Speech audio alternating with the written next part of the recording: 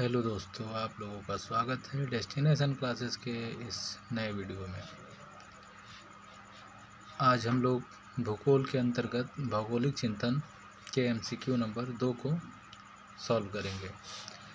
यहाँ से 3 क्वेश्चन की गारंटी कि नेट JRF PGT में से पक्का फंसेगा।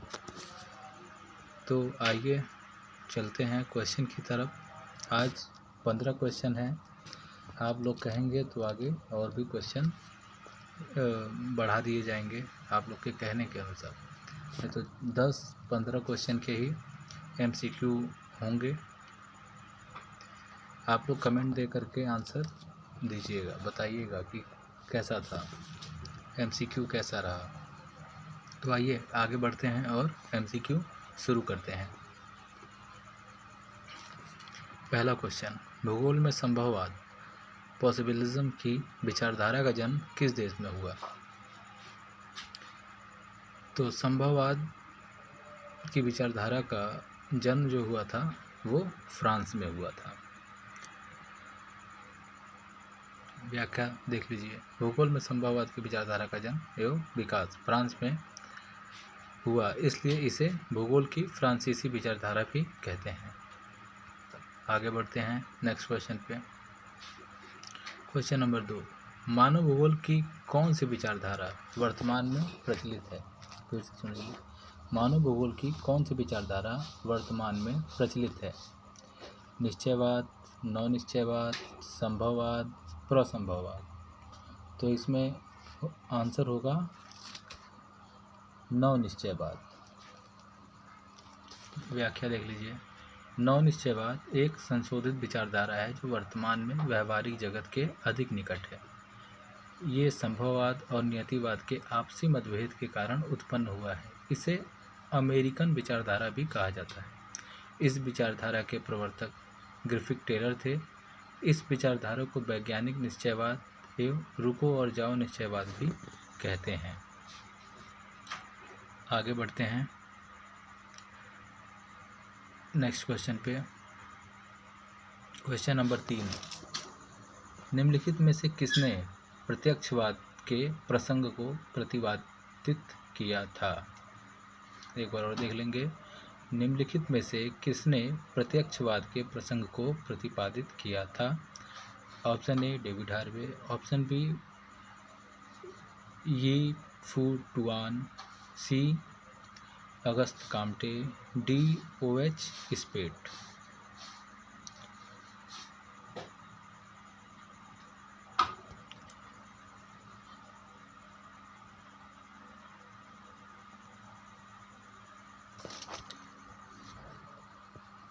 इसका आंसर है अगस्त काम्टे। आइए नेक्स्ट क्वेश्चन पे बढ़ते हैं। चौथा क्वेश्चन, ग्रिफिथ टेलर का संबंध है निश्चयवाद से, बी संभववाद से, सी नवनिश्चयवाद से, डी प्रसंभववाद से। तो इसका आंसर होगा नवनिश्चयवाद से। आइए आगे बढ़ते हैं 5वें क्वेश्चन की तरफ। 5वां क्वेश्चन है, निम्नलिखित अध्ययन विधियों में से कौन सी एक अध्ययन विधि कार्ल रिटर को मान्य नहीं थी? क्वेश्चन सही से पढ़ेंगे। निम्नलिखित अध्ययन विधियों में से कौन सी एक अध्ययन विधि कार्ल रिटर को मान्य नहीं थी? ऑप्शन ए निगमनात्मक, ऑप्शन बी आगमनात्मक, ऑप्शन सी तुलनात्मक, ऑप्शन डी ऐतिहासिक। तो इसका आंसर होगा आगमनात्मक। कार्ल रिटर को आगमनात्मक विधि मान्य नहीं थी। ये आगमनात्मक विधि के प्रवर्तक नहीं थे। इन्होंने इसका प्रयोग नहीं किया था अपने चिंतन में। कार्ल रिटर ने भौगोलिक अध्ययन के लिए निम्नलिखित विधियों को अपनाया था, जिसमें देखिए निगमनात्मक विधि है, अनुभविक विधि है, तुलनात्मक विधि है, ऐतिहासिक विधि है, विश्लेषण एवं संश्लेषण विधि है, मानचित्रण विधि है। लेकिन इसमें आगमनात्मक विधि का कहीं भी उल्लेख नहीं है। आइए नेक्स्ट क्वेश्चन पर आगे बढ़ते हैं।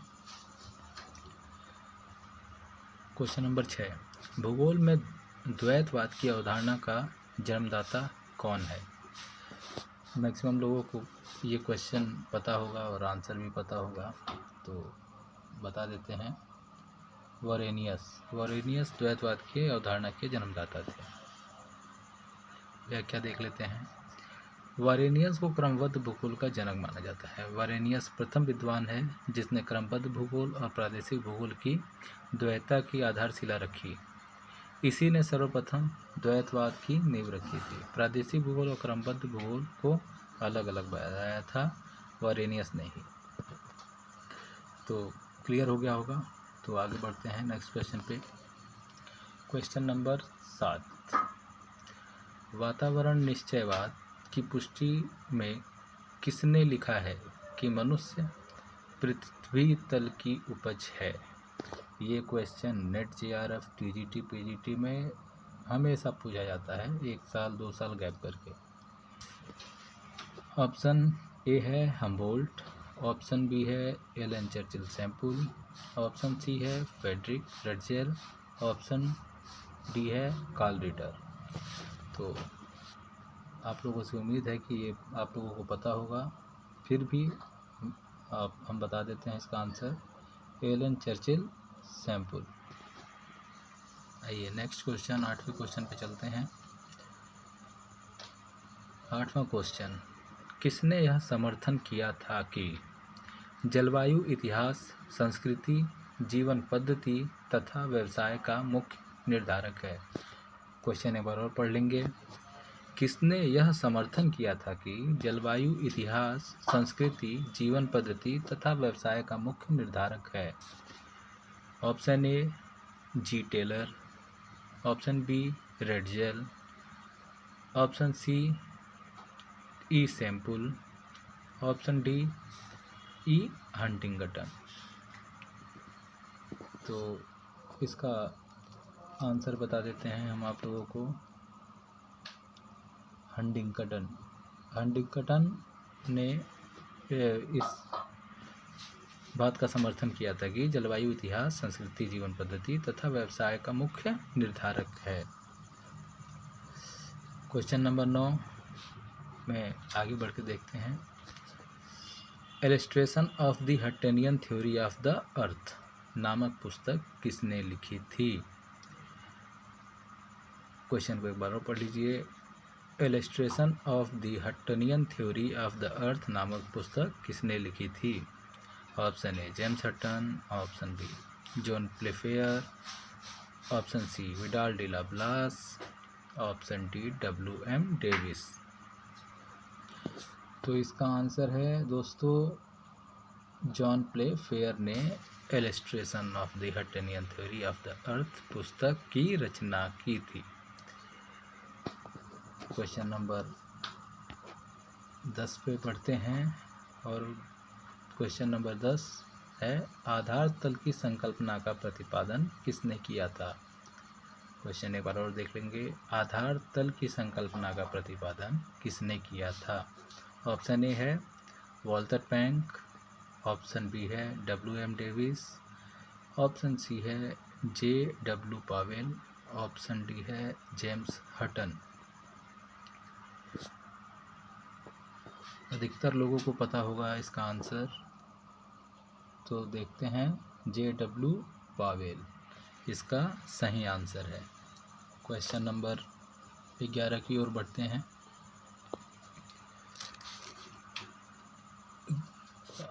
इसकी व्याख्या देख लीजिए कि W पावेल ने 1875 में आधार तल की संकल्पना का प्रतिपादन किया था।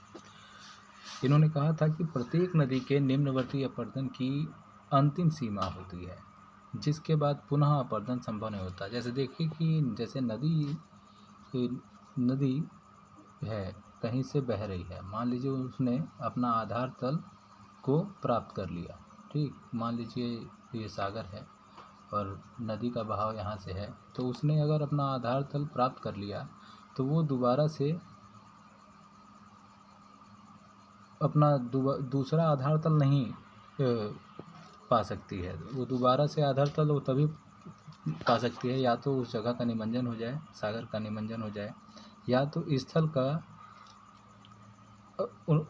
ऊपर उठ जाए, ठीक, या तो निक पॉइंट बन जाए, ठीक, या तो इसके कई कारण होते हैं जो अलग से हम लोग उसको देखेंगे।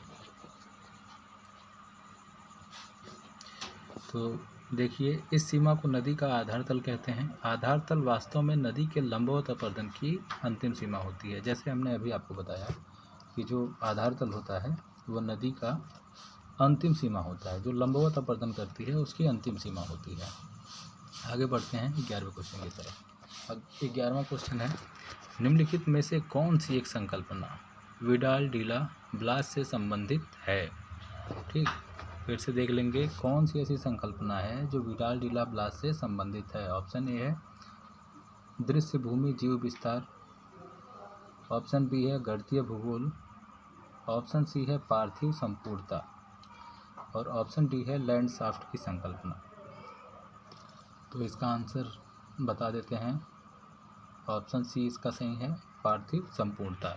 पार्थिव संपूर्णता मतलब पार्थिव एकता का जो सिद्धांत है वो विडाल डीला ब्लास से संबंधित है। 12वां क्वेश्चन देखते हैं। 12वें क्वेश्चन की तरफ बढ़ते हैं, देखते हैं। रेडजल द्वारा एंथ्रोपोजियोग्राफी के द्वितीय खंड में किस बात पर बल दिया गया है? देख लीजिए, रेडजल द्वारा एंथ्रोपोजियोग्राफी के द्वितीय खंड में किस बात पर बल दिया गया है?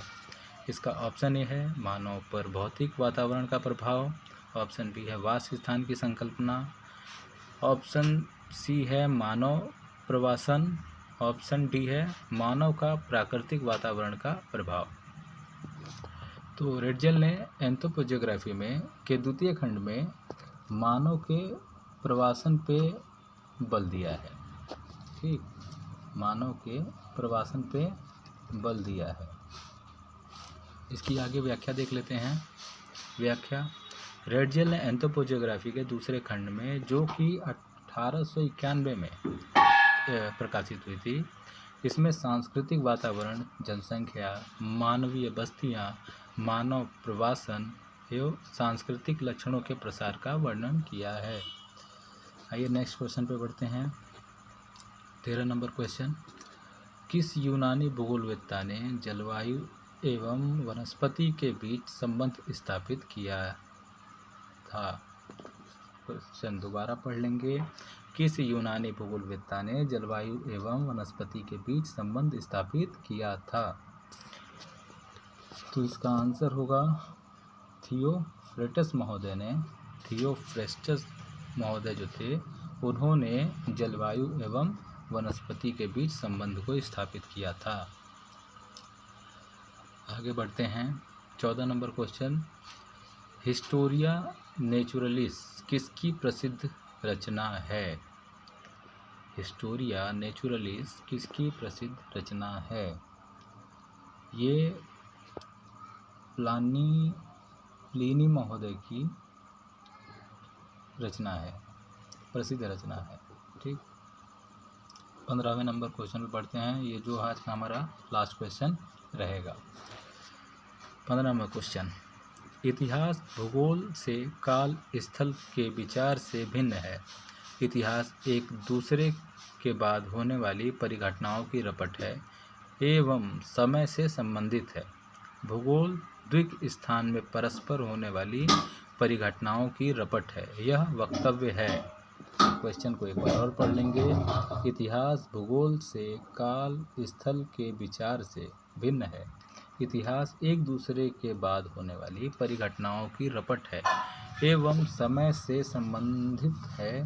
भूगोल द्विक स्थान में परस्पर होने वाली परिघटनाओं की रपट है। यह वक्तव्य किसका है? ऑप्शन ए हमबोल्ट का, ऑप्शन बी रिटर का, ऑप्शन सी कांट का, ऑप्शन डी वारेनियस महोदय का। तो इसका आंसर बता देते हैं आपको। इसका आंसर है कांट महोदय ने ये वक्तव्य दिया था। इस वक्तव्य को, जो इनका कोट है, इसको आप लोग लिख लीजिएगा, इम्पॉर्टेंट है नेट जेआरएफ पीजीटी टीजीटी के लिए। मुख्यतः और असिस्टेंट प्रोफेसर के लिए ये कोट काफ़ी इम्पोर्टेंट हो जाता है, क्योंकि आजकल प्रश्नों का पैटर्न बदल रहा है, कोट ज़्यादा पूछे जाते हैं। तो आज का सेशन यहीं समाप्त होता है। डेस्टिनेशन क्लासेस के वीडियो को लाइक करिएगा, शेयर करिएगा, अधिक से अधिक लोगों को, जो भी नेट जेआरएफ भूगोल से पढ़ने वाले लोग हैं, और बताइएगा कि क्लास आपको कैसा लगा, जिसमें इम्प्रूवमेंट की जा सके। प्रश्नों का पैटर्न कैसा लगा, क्या प्रश्नों के पैटर्न ठीक हैं, या प्रश्नों को और कठिन किया जाए या और सरल किया जाए। तो मिलते हैं आप लोगों से अगले वीडियो में। नमस्कार, बाय बाय।